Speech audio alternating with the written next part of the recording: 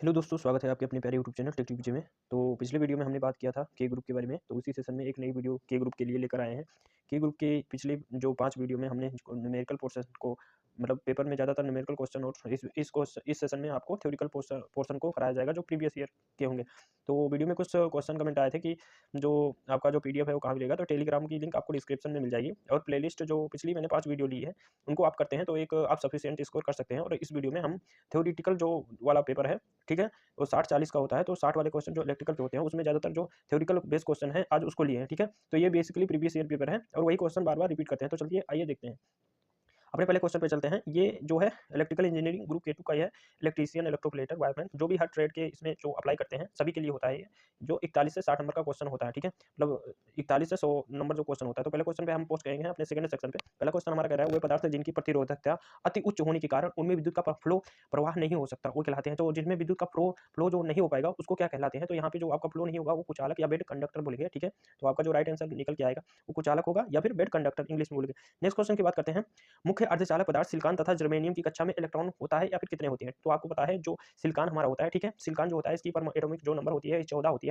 और अगर इसका इलेक्ट्रॉनिक विन्यास की अगर हम बात करते हैं तो दो 2, 8 और यहाँ पे फिर 4 बच जाते हैं, ठीक है। तो जो 4 बचता है वो संयोजी इलेक्ट्रॉन होता है, ठीक है। 4 इलेक्ट्रॉन आपका राइट आंसर हो जाएगा कि ये जर्मेनियम और सिलिकॉन की कक्षा में 4 ही बचते हैं, ठीक है। 2, 8 हो जाता है और इसके बाद 4 बचते हैं, ठीक है। किसी चालक के प्रतिरोध की माप की जाती है, तो आपको पता है कि प्रतिरोध की जो मेजरमेंट की जाती है ओम में की जाती है। ओम यहाँ पे आपका राइट आंसर बिल्कुल भी होने वाला है, ठीक है। आसानी से यहाँ पे ओम, अगर ओम की सिंबल की बात करेंगे तो इस प्रकार का आपका ओम का सिंबल होगा, मात्रक होगा प्रतिरोध का। वहीं नेक्स्ट क्वेश्चन की बात कर लेते हैं। एक अशुद्ध शक्ति बराबर होता है, ठीक है। अशुद्ध शक्ति हॉर्स पावर बोलते हैं। हॉर्स पावर अगर की हम बात करते हैं तो एक हॉर्स पावर की जो हम बात करते हैं, एक हॉर्स पावर यहाँ पे 2 यूनिट प्रयोग की जाती है। एक मीट्रिक होता है, एक ब्रिटिश होता है। तो मीट्रिक में जो होता है यहाँ से 735.55 होता है, ठीक है। 735.55 होता है, ठीक है। वहीं अगर ब्रिटिश की बात करेंगे तो जो बेसिकली 746 वाट प्रयोग किया जाता है, ठीक है। लेकिन यहाँ 746 वाट जो है ऑप्शन में नहीं है, इसलिए हम यहाँ पे जो राइट आंसर जो निकल के आ जाएगा ये बी वाला ऑप्शन हो जाएगा, 735 वाट हो जाएगा। नेक्स्ट क्वेश्चन देखते हैं।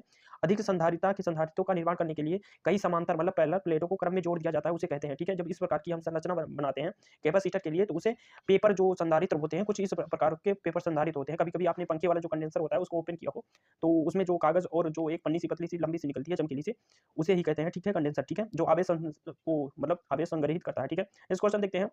अन्योन्य प्रेरकत्व कब मापा जाता है। म्यूचुअल जो इंडक्टेंस होता है ये किसमें मेजर करते हैं। तो आपको पता है कि हेनरी जो होता है, म्यूचुअल इंडक्टेंस की अगर बात होती है तो हेनरी में आपको मेजर करना होता है। नेक्स्ट क्वेश्चन देखते हैं। द्वितीयक प्रकार का शुष्क सेल होता है। तो आपको पता है जो सेल होते हैं ये 2 प्रकार के होते हैं। एक प्राथमिक सेल होता है, एक द्वितीयक सेल होता है। प्राथमिक सेल जो होता है ये एक बार यूज करते हैं, मतलब इसके बाद उसमें जो आवेश खत्म हो जाते हैं फिर दोबारा उसको चार्ज नहीं कर सकते, लेकिन सेकेंडरी को चार्ज किया जा सकता है। आजकल जो आप देखते हो व्हीकल्स पे ज्यादातर प्रयोग किए जा रहे हैं लिथियम सेल, ये बेसिकली क्या होते हैं, ये सेकेंडरी सेल होते हैं, ठीक है। लॉन्ग टाइम तक और हाई कैपेसिटी के ये होते हैं और काफी ज्यादा मात्रा में ये पावरफुल होते हैं। तो लिथियम सेल आज बहुत ज्यादा प्रयोग किए जाते हैं। द्वितीयक द्वितीयक का है और शुष्क सेल होता है, ठीक है, लिथियम। तो यहाँ पे जो राइट आंसर आपका निकल के आ गया लिथियम सेल हो जाएगा। तो अगर वीडियो आपको ट्रस्ट लग रही हो और पिछली 5 वीडियो में आपको मतलब अगर आप क्वेश्चन करने जाएंगे तो एक सफिशिएंट स्कोर होगा। अगर इस टेक्निकल वाले क्वेश्चन में आप 60 में से 50 मार्क करते हैं, 50 क्वेश्चन करते हैं तो आपके काफी अच्छे खासे मार्क बनने वाले हैं, ठीक है। तो इन जो प्लेलिस्ट है इसको आप जरूर देखिए, पूरी प्लेलिस्ट न्यूमेरिकल क्वेश्चन या फिर थ्योरेटिकल आपके सारे होने वाले हैं और आप एक बेस्ट स्कोर करोगे, ठीक है। और आपका 100% गवर्नमेंट कॉलेज मिलेगा। तो चैनल को सब्सक्राइब कर दीजिए और जो पॉलिटेक्निक से रिलेटेड आपको सारी जानकारी इस चैनल पे आपको मिलती रहेगी। नेक्स्ट क्वेश्चन देखते हैं। वह चालक जिनकी पदार्थ की चालकता अनंत होती है, ठीक है। जब चालकता इनफाइनिटी हो जाती है तो मतलब प्रतिरोध क्या हो जाएगा, नगण्य हो जाएगा। तो ऐसे पदार्थों को हम अतिचालक पदार्थ बोलते हैं, ठीक है। हाल ही में अभी जो जो सुपर कंडक्टर इसका इंग्लिश होता है, ठीक है, सुपर कंडक्टर की खोज की है, ठीक है, इजराइल वालों ने। तो यहाँ पे अतिचालक पदार्थ की खोज लैब में बनाया गया है, अभी प्रैक्टिकली मतलब बनाया गया है। तो यहाँ पे नेक्स्ट क्वेश्चन देखते हैं। आदर्श विद्युत रोधी पदार्थ में इलेक्ट्रॉन होते हैं, जो इंसुलेटर होता है इसमें इलेक्ट्रॉन होते ही नहीं, ठीक है। तो इलेक्ट्रॉन की मात्रा इसमें क्या होती है, शून्य होती है, तभी तो आदर्श विद्युत रोधी बनेगा। इलेक्ट्रॉन होगा तो वहाँ पे विद्युत धारा को वहन कर सकता है। तो यहाँ पे जो आपकी आवेश इलेक्ट्रॉनों की संख्या इसमें क्या होती है, शून्य होता है, ठीक है। नेक्स्ट क्वेश्चन देखते हैं। उच्च मान का अप्रेरणिक प्रतिरोध जो वोल्टमीटर का प्रास बढ़ाने के लिए किया जाता है, ठीक है। वोल्टमीटर की अगर आपको रेंज बढ़ानी है तो आपको क्या करना पड़ेगा, गुणक लगाना पड़ेगा, इंग्लिश में मल्टीप्लेयर बोलते हैं, ठीक है। इसको आपको लगाना पड़ेगा। ये क्या बेसिकली काम क्या करता है, ये सीरीज में लगता है और हाई रजिस्टेंस, जिससे क्या होता है सीरीज में हाई रजिस्टेंस होता है, जिससे आपका क्या होता है प्रास जो है मतलब वोल्टमीटर की रेंज जो है ये बढ़ जाती है। तो इसी तरह आपका आंसर हो गया बी वाला गुणक या फिर इंग्लिश में मल्टीप्लेयर हो जाएगा। नेक्स्ट क्वेश्चन देखते हैं। प्रत्यावर्ती धारा मापन उपयंत्रों, ठीक है, इंस्ट्रूमेंट आपका वही क्वेश्चन है, परास विस्तार हेतु किसका प्रयोग किया जाता है, तो आपका जो राइट आंसर हो जाएगा यहाँ पे संट हो जाएगा, ठीक है। या भी गुणक होता तो गुणक होता, यहाँ पे संट हो जाएगा, ठीक है। अगर हम संट लगा देंगे तब आपका जो रेंज है ये बढ़ाया जा सकता है। नेक्स्ट क्वेश्चन देखते हैं, वह उपयंत्र जो उच्च प्रतिरोधों को मेगा ओम में मापने हेतु प्रयोग किया जाता है। जब मेगा ओम में प्रतिरोध को मेजर करते हैं तो एक ही इंस्ट्रूमेंट मतलब एक ही डिवाइस प्रयोग करते हैं, उसका नाम है मेगर। मेगर क्या करता है, उच्च जो मेगा ओम की रेजिस्टेंस होती है इसको मेजर करता है। वैसे भी याद करने के लिए आपको है कि जो मेगा होता है मे से शुरू होता है और मेगर भी मे से, तो यहाँ से मेगर मेगा, ठीक है, याद कर लेंगे आसानी से। नेक्स्ट क्वेश्चन देखते हैं। नेक्स्ट क्वेश्चन क्या कह रहा है, विशिष्ट धारा मशीनों में कठोर कर्पित तांबे मतलब हार्ड ड्रेन जो कॉपर होता है विशेष आकार के ताम्र खंडों से निर्मित एक बेलनाकार भाग होता है जिसे कहते हैं, ठीक है। तो क्या कहते हैं, जो एक डीसी मोटर होती है उसको डीसी सप्लाई चाहिए होती है, तो हम एसी को ना डीसी में परिवर्तित करने के लिए एक डिवाइस मतलब प्रयोग करते हैं जो तांबे की बनी होती है, कठोर हार्ड ड्रेन जो कॉपर होता है इससे बनी होती है, तो उसका नाम क्या होता है, दिक् परिवर्तक बोलते हैं और इंग्लिश में कंप्यूटेटर बोलते हैं। इसी से हम एसी को डीसी में परिवर्तित करके मोटर को सप्लाई देते हैं और मैकेनिकल ऊर्जा मतलब जो घूर्णी या फिर रोटेशन फील्ड हम रोटेशन जो आघूर्ण प्राप्त करते हैं। नेक्स्ट क्वेश्चन देखते हैं, वह विद्युत मशीन जो दृष्ट धारा विद्युत ऊर्जा को यांत्रिक ऊर्जा में बदलती है, मतलब डीसी पावर को यांत्रिक ऊर्जा में कौन बदलेगा। अभी हम बात किए कि डीसी सप्लाई देंगे तब मोटर स्टार्ट होगी और हमें आघूर्ण प्रोवाइड करेगी, तो डीसी मोटर आपका हो जाएगा क्योंकि डीसी सप्लाई दे रहे हैं, ठीक है। नेक्स्ट क्वेश्चन देखते हैं, वह मोटर जो शून्य भार से पूर्ण भार तक मतलब जीरो लोड से फुल लोड तक समान चाल पर गतिमान रहती है, ठीक है, तो उसे क्या बोलते हैं, सिंक्रोनस। सिंक्रोनस का मतलब होता है हिंदी में तुल्यकाली, ठीक है, मतलब हमेशा एक ही समान गति बनाए रखें, ठीक है। तो यहाँ पे क्या आंसर जो आपका राइट आंसर हो जाएगा, सिंक्रोनस मोटर हो जाएगा। राइट आंसर आपका सिंक्रोनस मोटर हो जाएगा। नेक्स्ट क्वेश्चन देखते हैं, ऐसी मोटर जो स्थिर चाल प्रदान करती है, ठीक है, तो उसे ये पूरा प्रैक्टिकली तो नहीं है लेकिन लगभग अप्रोक्सीमेट जो होता है, ये शंट मोटर जो होती है ये अप्रोक्सीमेट आपको स्थिर चाल प्रोवाइड करती है, तो ये वाला मोटर आपका राइट आंसर हो जाएगा। नेक्स्ट क्वेश्चन देखते हैं, आप देख रहे होंगे इसमें ज्यादातर थ्योरिकल क्वेश्चन ही है और ये बिल्कुल भी प्रीवियस ईयर पेपर है, तो आपको बिल्कुल भी घबराना नहीं है, अच्छे से होगा, ठीक है। वह जनरेटर जिसकी आर्मेचर कुंडली पार्श्व पार्श्व मतलब क्या होता है, पैरेलल, ठीक है, समांतर क्षेत्र कुंडली के समांतर क्रम में जुड़ी होती है। जब भी क्षेत्र फील्ड के समांतर में जुड़ेगी तब आपका क्या हो जाएगा, पार्श्व जनरेटर या शंट जनरेटर, ठीक है। तो यहाँ पे जो राइट आंसर निकल के आने वाला है पार्श्व जनरेटर या शंट जनरेटर हो जाएगा। इसी प्रकार नेक्स्ट क्वेश्चन देखते हैं। नेक्स्ट क्वेश्चन क्या कह रहा है, वह गतिहीन मतलब जिसमें गति ना हो प्रत्यावर्ती धारा मशीन जो सामान्य आवृत्ति पर समान विभव के साथ विद्युत शक्ति को एक परपथ से दूसरे परपथ में स्थानांतरित करती है, तो वो क्या होती है, ठीक है।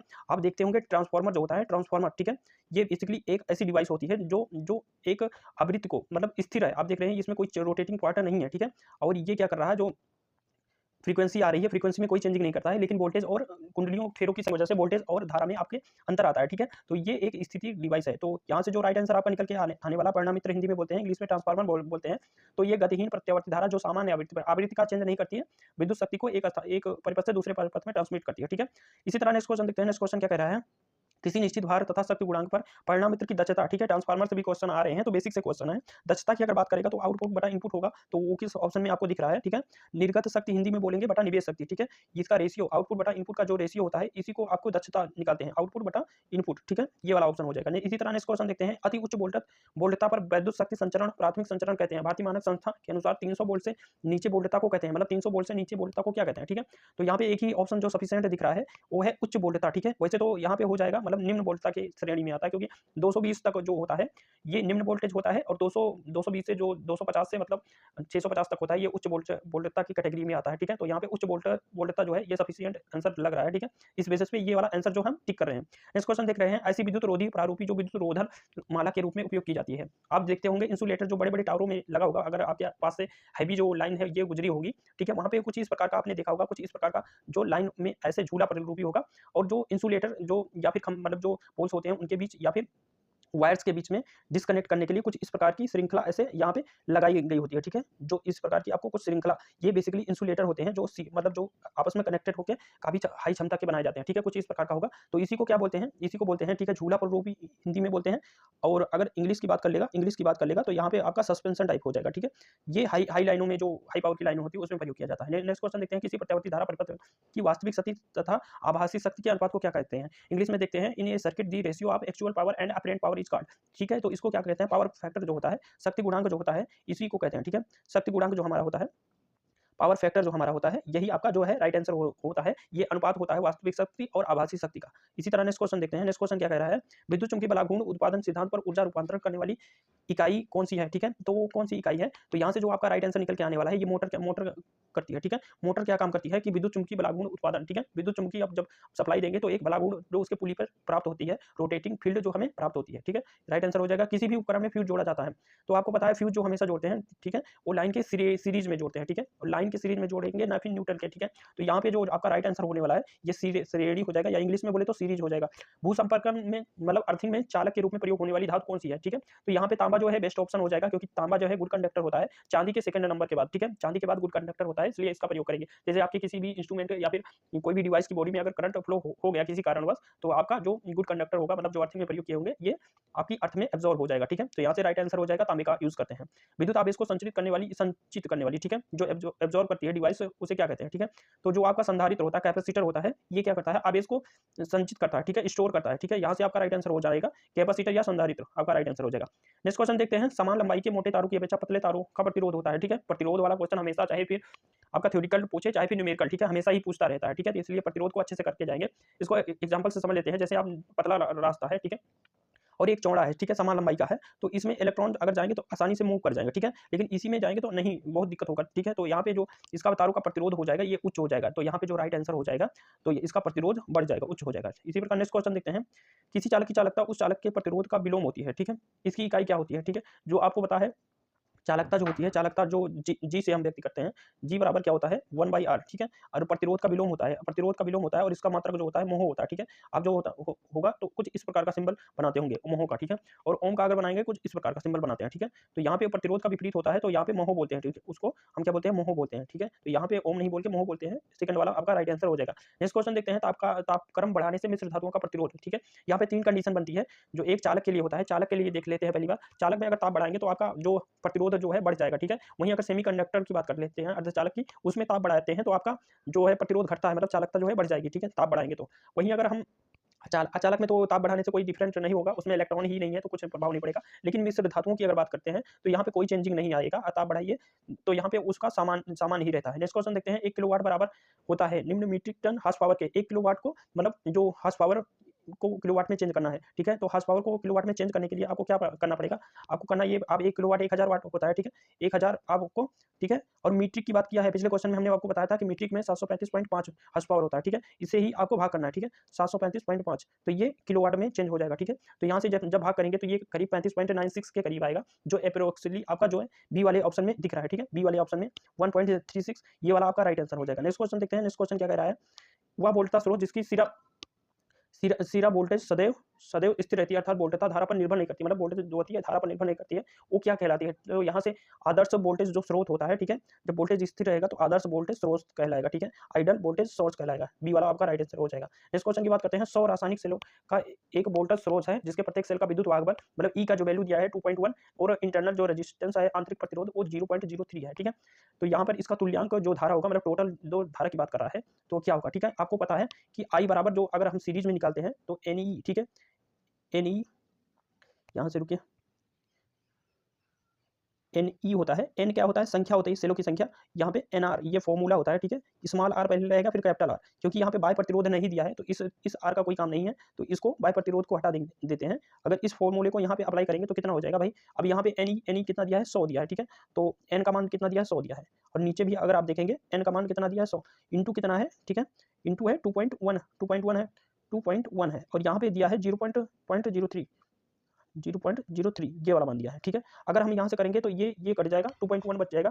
अब यहाँ से अगर हम दशमलव को हटाते हैं सारे को, तो यहाँ पे ये वाला दशमलव भी हटाए तो 0 बढ़ जाएगा। ठीक है, तो यहाँ पे 210/3 हो जाएगा। अगर इसको काटेंगे तो 3 7 70 के करीब आ जाएगा, तो 70 एम्पियर आपकी जो धारा होगी वो आ जाएगी 70 एम्पियर। ठीक है, तो बिल्कुल भी एक नॉर्मल जो फॉर्मूले होते हैं उनको करके जाइएगा, आराम से हो जाएगा। ठीक है, 70 एम्पियर यहाँ पे आपका राइट आंसर हो जाएगा। इस क्वेश्चन देखते हैं। किसी सेल का विद्युत वाहक बल, आंतरिक प्रतिरोध ज्ञात करने के लिए सेल का विद्युत वाहक बल और आंतरिक प्रतिरोध अगर ज्ञात करना है तो किस इंस्ट्रूमेंट का प्रयोग किया जाएगा या फिर किस डिवाइस का?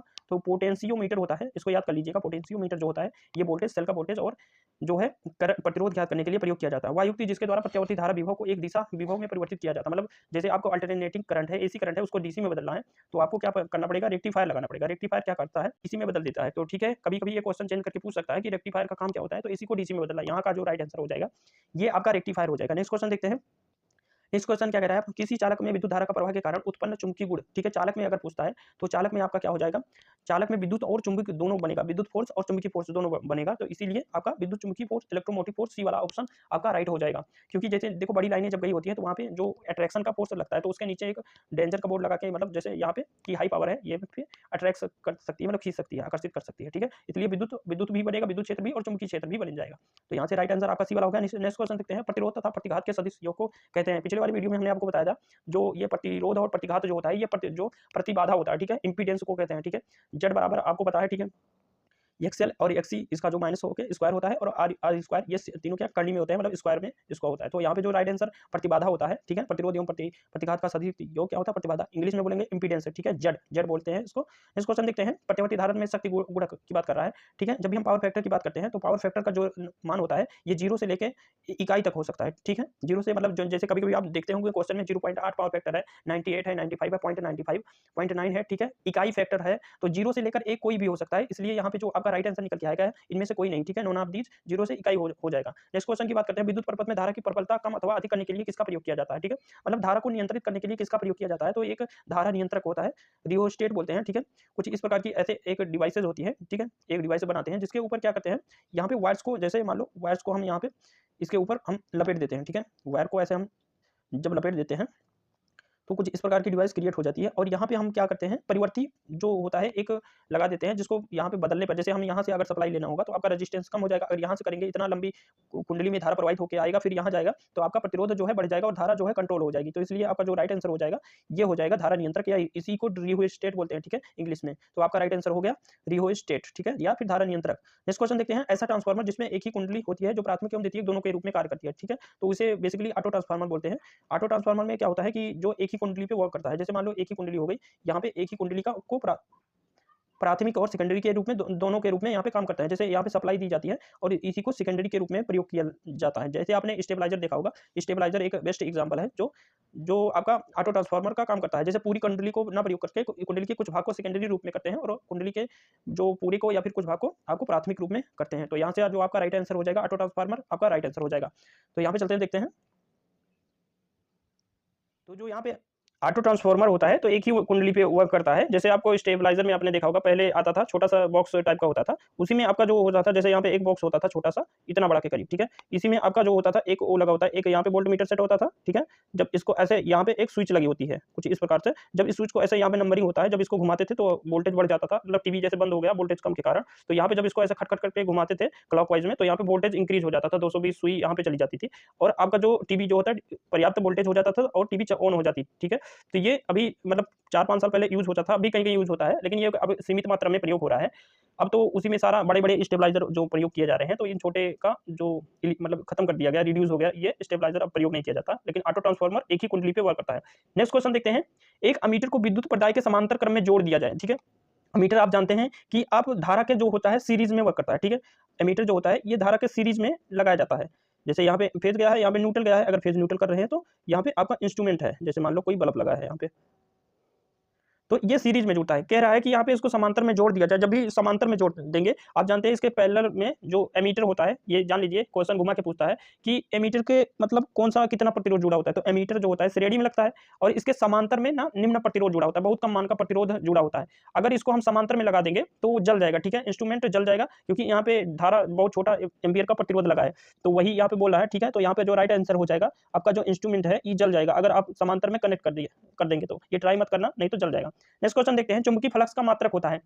चुंबकीय फ्लक्स का मात्रक क्या होता है, ठीक है, तो आपको सबको पता है, ये नॉर्मल सा क्वेश्चन है, आपका हो जाएगा वेबर, ठीक है। वेबर चुंबकीय फ्लक्स का मात्रक होता है, तो इसमें बहुत ज्यादा डिस्क्राइब करने की बात नहीं। 82 नंबर क्वेश्चन देखते हैं, ट्रांसफार्मर में विद्युत शक्ति स्थानांतरण एक कुंडली से दूसरे कुंडली में निम्नानुसार होता है, मतलब कैसे होता है, ठीक है। तो इलेक्ट्रोमैग्नेट के रूप में होता है, विद्युत चुंबकीय रूप में आपका जो फ्लो होता है ये होता है, ठीक है, आपका एक तरफ से दूसरा तरफ, ठीक है। यहाँ से राइट आंसर निकल के आ जाएगा, ठीक है। अब कैसे होता है तो यहाँ पे देख लीजिए, जैसे आप कुछ यहाँ पे देखे होंगे कुछ इस प्रकार का होता है। अब इस पे यहाँ पे जब भी यहाँ पे बात करेंगे, जैसे यहाँ पे कलर चेंज कर लेते हैं इसको थोड़ा सा। अब यहाँ पे प्राइमरी कुंडली बना दी है हम, ठीक है, प्राइमरी ट्रांसफार्मर देख लेते हैं कुछ यहाँ से, ये प्राइमरी कुंडली हो गई, यहाँ पे बना दिया हम सेकेंडरी कुंडली कुछ इस प्रकार के। अब यहाँ पे जो सप्लाई जो होती है, जो आपका मूव करती है वो किस प्रकार करती है, यहाँ से मान लो कुछ इस प्रकार का हम जनरेट कर दें, ये बिल्कुल ट्रांसफार्मर एकदम रेडी हो गया। तो यहाँ पे जो आपका हो जाएगा, जो आपका जो शक्ति का हस्तांतरण होता है, तो ये विद्युत चुम्बकी इधर से आपका मतलब जब लगाएंगे एसी पावर देंगे तो इधर आपका आउटपुट मिलेगा विद्युत चुम्बकी फॉर्मेट के रूप में। तो नेक्स्ट क्वेश्चन देखते हैं, नेक्स्ट क्वेश्चन क्या कह रहा है, वह बल जो चुम्बकीय प्रभाव उत्पन्न करता है चुंबक वाहक बल कहलाता है, इसका संकेताक्षर MMF है तथा इसकी इकाई है।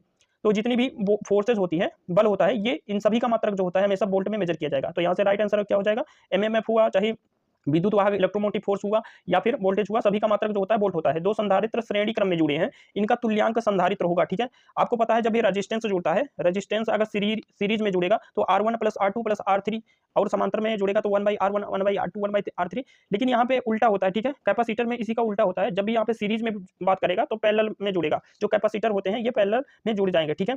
तो पैरेलल में जब भी जोड़ेंगे तो यहाँ से आपका राइट आंसर निकल के आ जाएगा।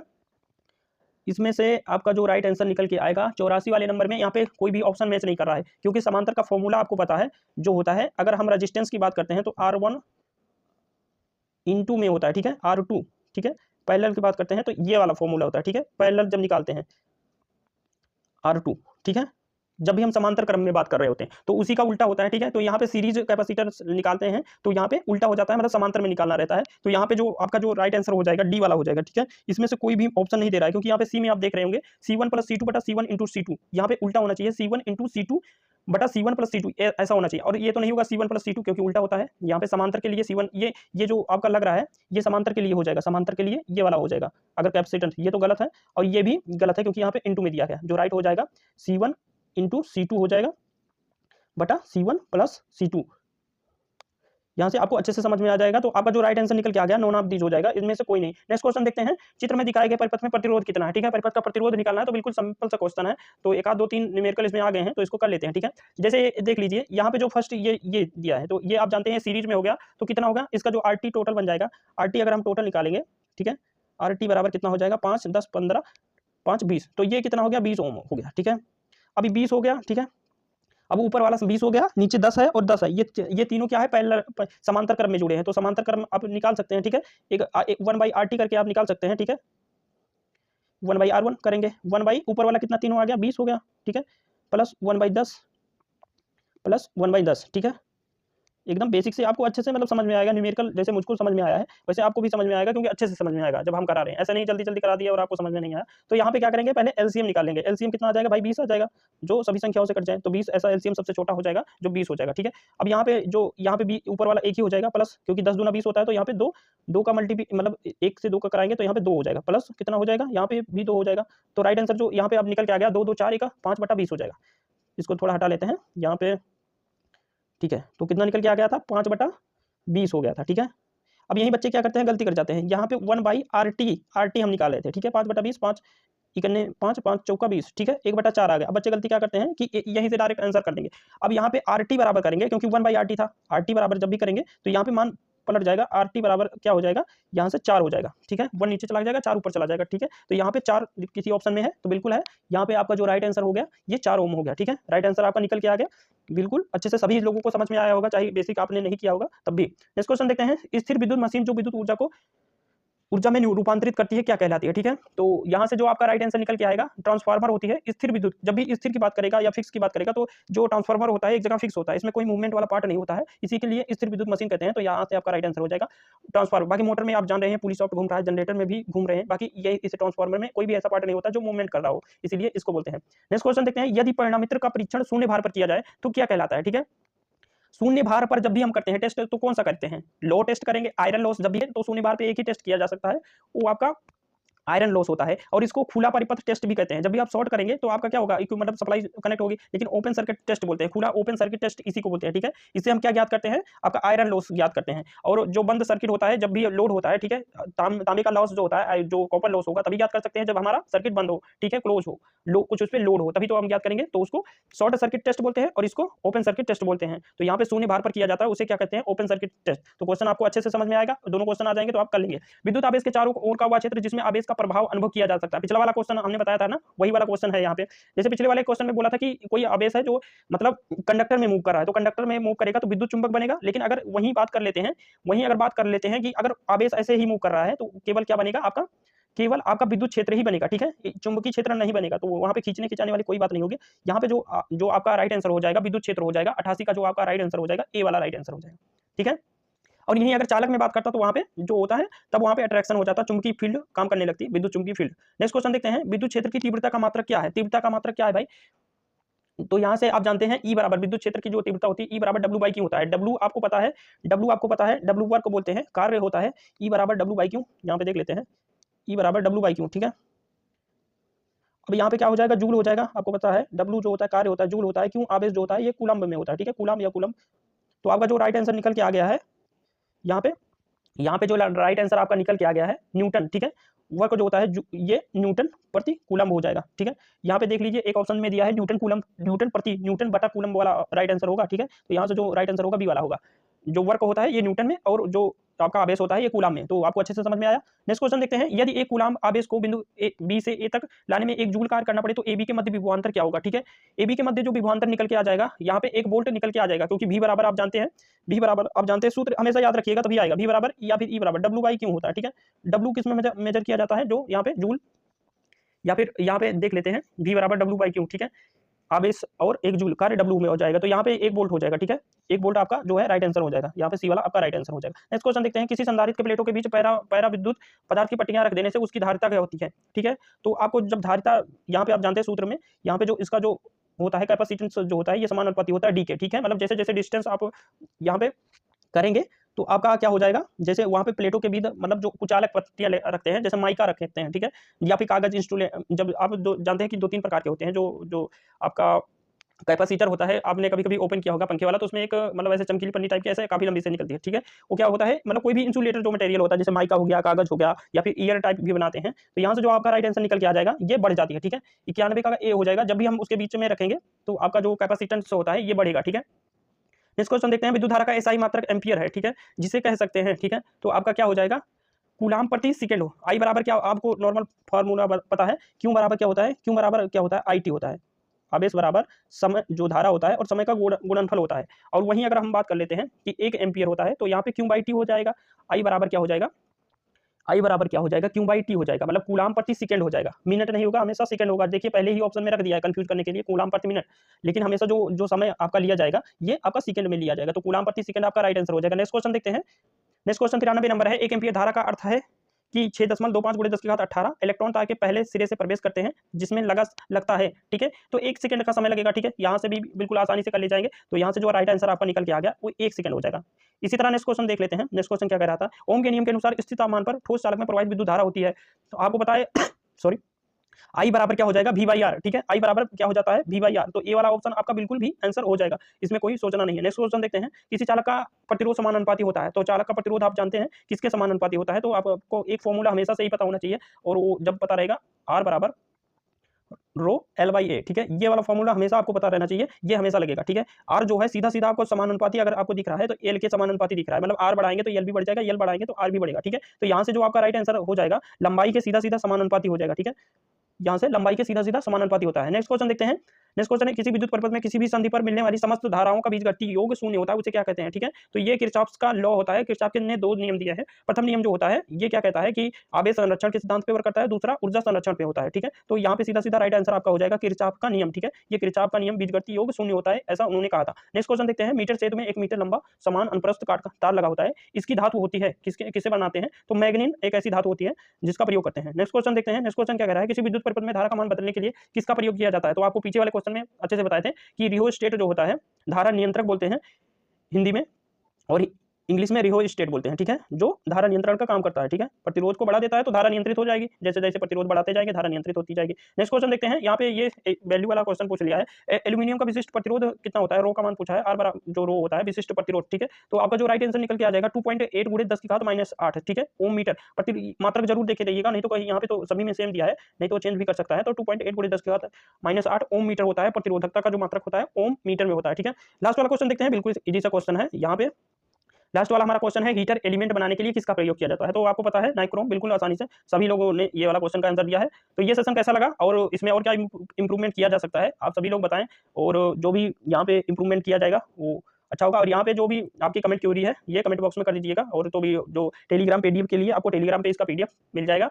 और तो यहाँ पे सेशन को एंड करते हैं, और सबसे बड़ी बात है प्लेलिस्ट की जो लिंक है ये वीडियो में भी आपको मिल जाएगी, और ये सारी प्लेलिस्ट जो होती है न्यूमेरिकल, इसमें ज्यादातर आपके जो क्वेश्चन देखने के मिले हैं ये थ्योरेटिकल बेस पे जो 2-4-5 क्वेश्चन थे 60 में से यही केवल न्यूमेरिकल थे, ठीक है। तो ये भी सेक्शन करना जरूरी था। आगे बताइएगा कोई किस टाइप का क्वेश्चन अगले सेशन में रखें प्रीवियस ईयर का। तो मिलते हैं किसी नेक्स्ट वीडियो में, तब तक के लिए वही एक लाइन की छोटों को प्यार दे बड़ों को सम्मान करें, और अपने व्यक्तित्व में इस तरह विकास लाएं कि हर एक चेहरा मुस्कुराए। धन्यवाद।